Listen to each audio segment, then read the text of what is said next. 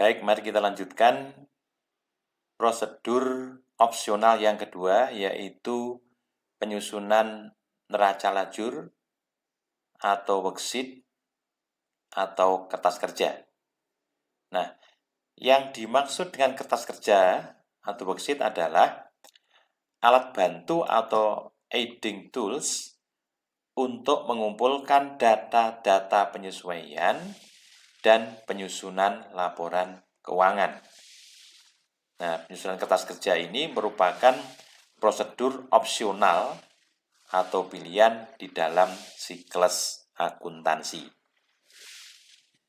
Nah, secara umum, kertas kerja itu disusun dengan menggunakan pola seperti ini. Jadi kalau kita lihat gambar dalam siklus akuntansi, bahwa sebuah pencatatan di akuntansi itu dimulai dari bukti transaksi, kemudian dicatat pada bukti pembukuan sebelum dicatat ke dalam pembukuan yang resmi.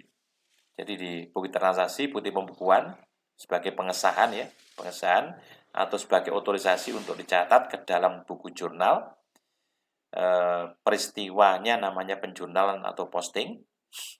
Kemudian dari buku jurnal diakunkan, diposting ke buku besar, namanya pengakunan atau posting.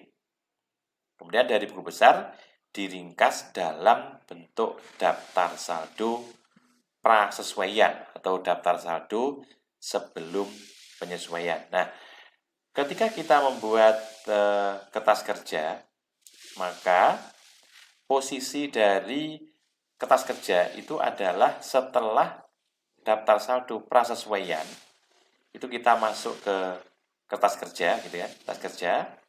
Kemudian setelah itu, setelah di kertas kerja, kembalikan lagi ke dalam daftar saldo sesuaian. Baru disusun laporan keuangan. Nah, itulah posisi tentang kertas kerja di dalam sistem akuntansi. Nah, kemudian di dalam membuat worksheet, kita mengenal ada beberapa bentuk, ya. Salah satunya adalah bentuk worksheet 10 kolom. Kenapa 10 kolom? Karena ngitungnya dari sini.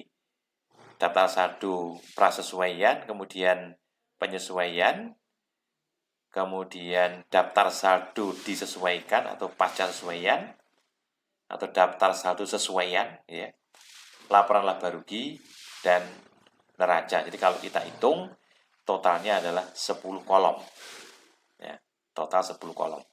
Kemudian sebelumnya ada nama akun dan nomor akun kalau diperlukan. Nah, kemudian bagaimana tata cara untuk mengisi atau menyusun kertas kerja? Mari kita lihat.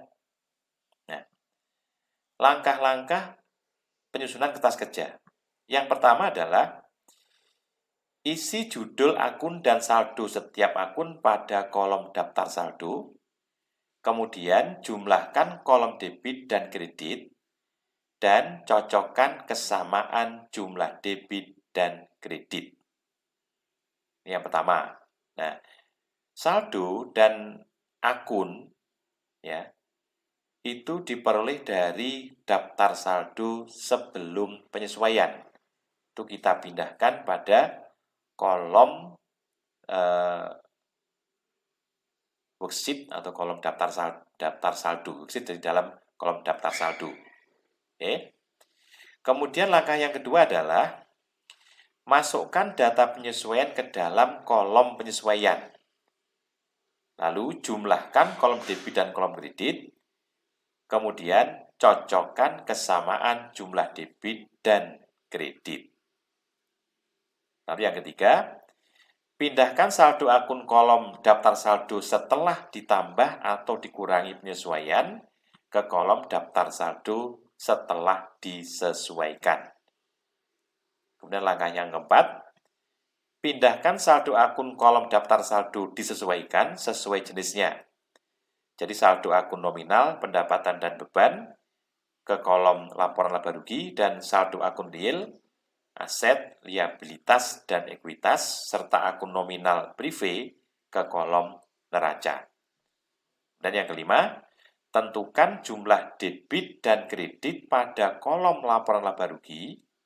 Selisih kolom debit dan kredit adalah laba atau rugi.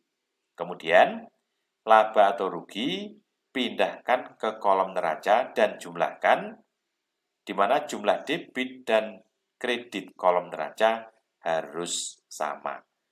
Nah, itulah langkah yang ditempuh untuk menyusun kertas kerja. Baik, dari langkah tadi, mari kita lihat contoh. Ini lembar kerja 10 kolom yang masih kosong. Jadi, yang pertama tadi adalah ini. Isi judul akun dan saldo setiap akun pada kolom daftar saldo, kemudian jumlahkan kolom debit dan kolom kredit, lalu cocokkan kesamaan jumlah debit dan kredit. Mari kita lihat mengisinya di sini, di kolom ini. Karena tidak cukup, kita bagi menjadi 2 sheet ya. Ini sheet yang pertama, kita lihat. Nah, begini. Diisi ini. Angka ini berasal dari mana? Berasal dari daftar saldo sebelum disesuaikan. Oke. Kemudian, kita lihat berikutnya. Di sheet yang kedua, lanjutannya seperti ini. Lanjutannya. Jadi, sama ya, ngisi nama akun dan kolom daftar saldo. Ini semua berasal dari daftar saldo. Lalu jumlahkan. Nah, ini kan, isi judul, kemudian jumlahkan. Jumlahnya ini. Jadi jumlah ke bawah, dari sisi 1 ke 2, totalnya 1834, sisi debit, kemudian sisi kredit, 1.834. Di kasus sebelumnya, ini adalah saldo sebelum penyesuaian. Ini langkah pertama. Baik. Jumlahkan, diberi garis. Kemudian, langkah kedua. Kita lihat nih. Masukkan data penyesuaian ke kolom penyesuaian.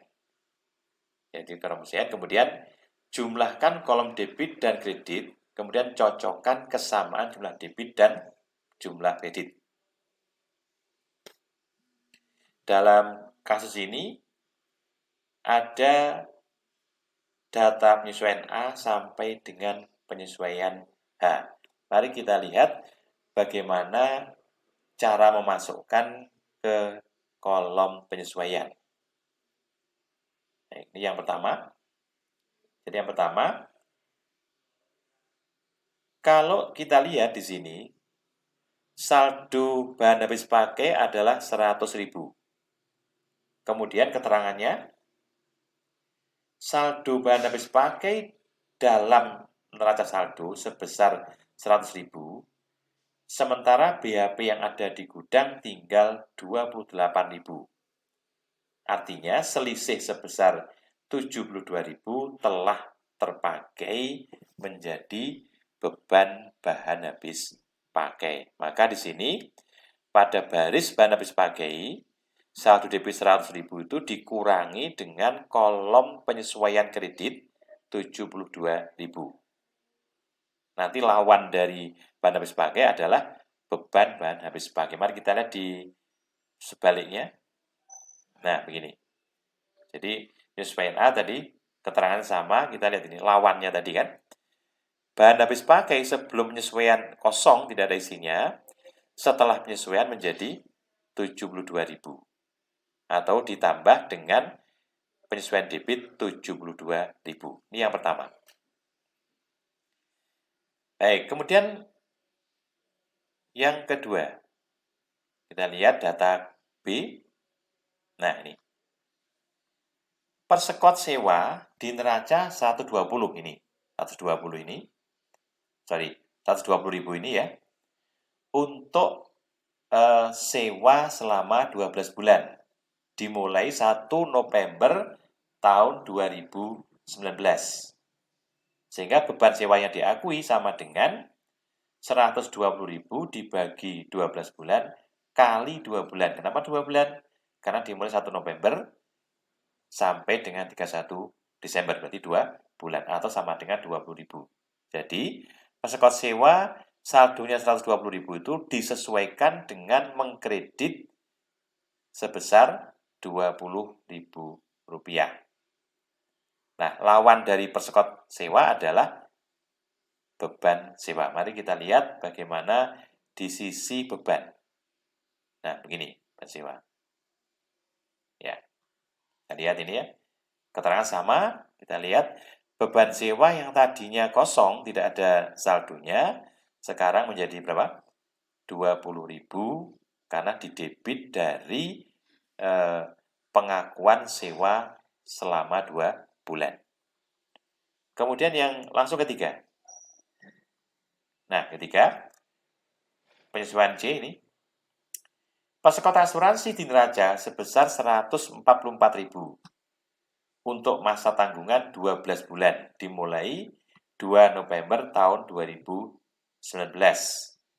Maka beban asuransi yang diakui adalah 144.000 dibagi 12 dikalikan dengan 2 bulan.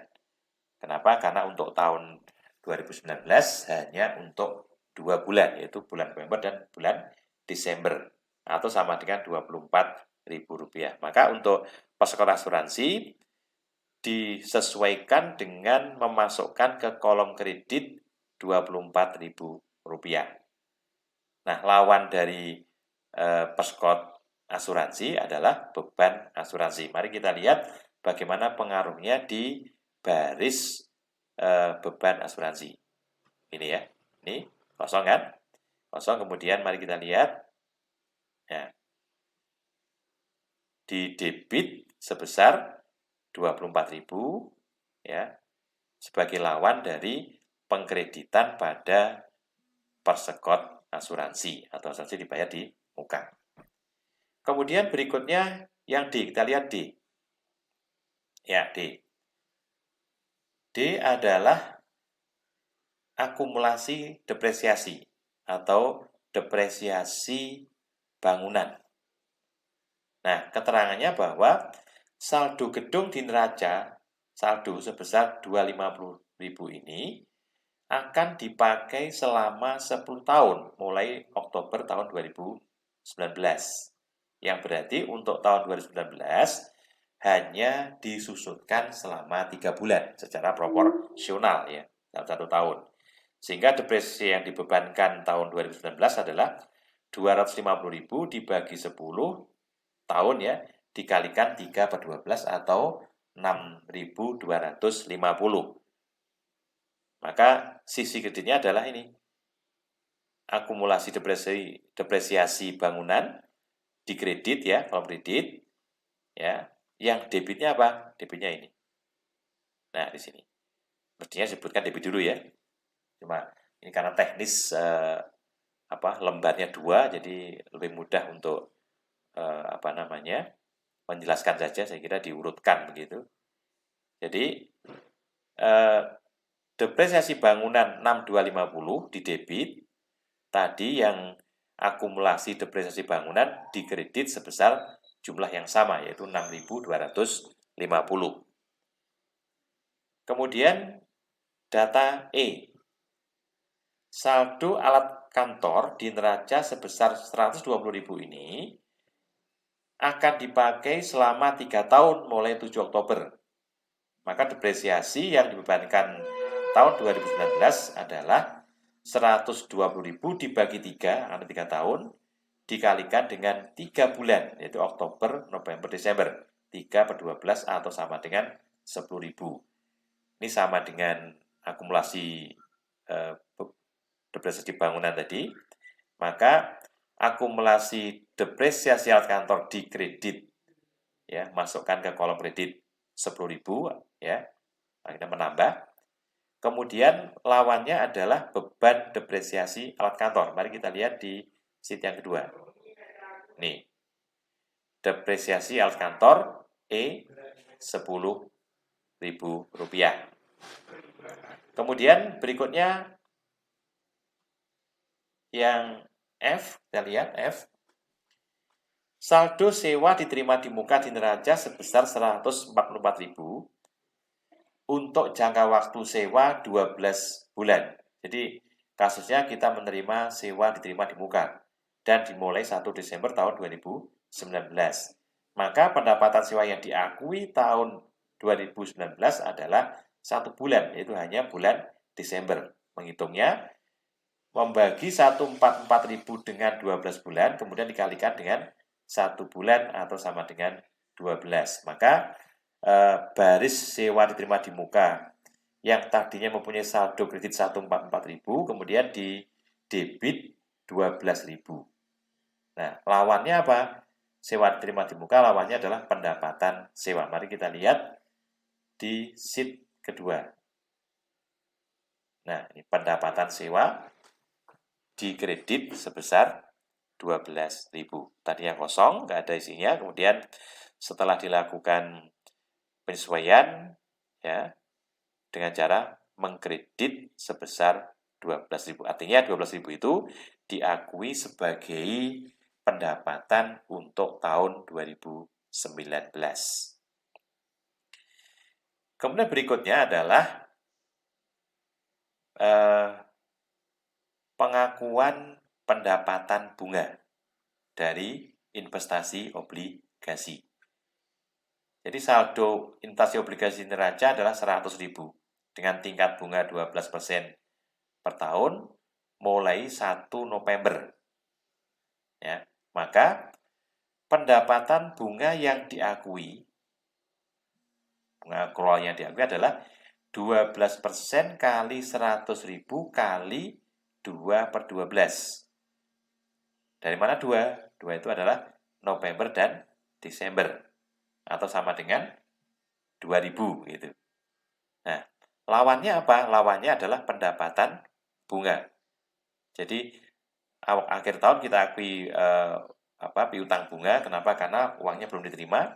Kemudian rekening lawannya adalah pendapatan sewa. Mari kita lihat pendapatan sewa. Nah, ini pendapatan sewa. Jadi penyesuaian G untuk yang sheet kedua sejajar dengan pendapatan bunga di daftar saldo yang tadinya kosong, kemudian dikredit Rp2.000. Kemudian yang terakhir, yang H, saldo beban gaji di neraca 60.000. Gaji bulan Desember yang sudah terjadi tapi belum dibayar harus diakui sebagai beban untuk tahun 2019 sebesar 30.000. Ya, maka dalam hal ini timbullah utang beban gaji dan sekaligus pengakuan beban gaji. Kenapa? Karena sudah saatnya, sudah terjadi walaupun belum dibayar. Nah, maka di baris akun nomor 220, yaitu utang beban gaji, dikredit 30.000, kemudian di akun beban gaji, ini beban gaji, yang tadinya saldonya 60.000, ditambah dengan mendebit gaji bulan Desember sebesar Rp30.000. Nah, ini langkah yang kedua, yaitu memasukkan data penyesuaian ke dalam kolom penyesuaian. Dasarnya dijumlah ke bawah. Jumlahkan, kita lihat, dijumlahkan dan diberi garis. Ya, jumlah totalnya, kolom debit 176.250, kolom kredit juga sama 176.250. Lalu kasih garis. Nah, selesai untuk langkah yang kedua. Kemudian langkah yang ketiga kita lihat. Langkah yang ketiga. Nih. Pindahkan saldo akun kolom daftar saldo setelah ditambah atau dikurangi penyesuaian ke kolom daftar saldo setelah disesuaikan. Misalnya, akun kas, karena tidak ada penyesuaian, maka langsung pindah ke sini. Neraca saldo setelah disesuaikan. Piutang juga begitu. Karena nggak ada penyesuaian, langsung masuk ke sini. Tetapi untuk piutang bunga, yang tadinya kosong saldonya, ditambah dengan 2.000. Jadi, kosong ditambah dengan 2.000, maka saldonya jadi 2.000, dan seterusnya. Kemudian, bahan beli sebagai, dari 100 dikurangi 72, tinggal 28. Dan seterusnya. Jadi, pindahkan dengan cara menambah atau mengurangkan saldo yang ada pada setiap baris ini dengan penyesuaian, kolom penyesuaian debit atau kredit ditambah atau dikurang. Mari kita lihat setelah kita masukkan. Nah, ini hasilnya. Jadi, 440 tetap sama, kemudian piutang usaha juga sama, 100, lalu piutang bunga jadi 2.000, bahan habis pakai jadi 28 karena dikurangi dipakai 72, kemudian persekot asuransi jadi 120 karena diakui sebagai beban 24.000, dan persekot sewa juga sama, dikurangi 20 menjadi 100, dan seterusnya. Jadi angka-angka ini adalah angka setelah ditambahkan atau dikurangkan dari daftar saldo dengan kolom penyesuaian. Kemudian di sheet yang kedua juga masih sama. Sheet kedua ini. Nah, begini sheet kedua. Ini sama ya. Jadi pendapatan jasa misalnya, karena tidak ada penyesuaian, maka langsung pindahkan ke sini, ke kolom kredit. Pendapatan sewa tadinya kosong, sekarang muncul berapa? Kredit 12.000. Pendapatan bunga tadinya juga belum ada saldo, ditambah dengan 2.000 menjadi 2.000. Sementara untuk semua beban di sini langsung dipindah kecuali kalau ada penambahan. Ya, jadi 00 ada penambahan, maka ini menjadi ada isinya. Ya, semua saldo yang sudah disesuaikan. Kemudian jumlahkan dan beri garis. Jumlah lalu beri garis. Ya. Udah kayak salah ya. Ini yang benar 250 kayaknya ya. Ini salah ya ini. Ini 250 mestinya. 6250 ini. Ini salah ya. Kalau nanti disesuaikan sendiri. 6250. Karena ini harus sama ya. Harus sama. Baik. Kemudian langkah yang keempat adalah pindahkan saldo akun kolom daftar saldo disesuaikan sesuai jenisnya, di mana saldo akun nominal, pendapatan dan biaya ke kolom laporan laba rugi, dan saldo akun real, aset, liabilitas, dan ekuitas, serta akun nominal prive ke kolom neraca. Langsung kita lihat. Ini, pindahkan. Kita pindahkan. Ini hasilnya. Nah, karena ini termasuk ke akun real, ya, masuk ke sini langsung.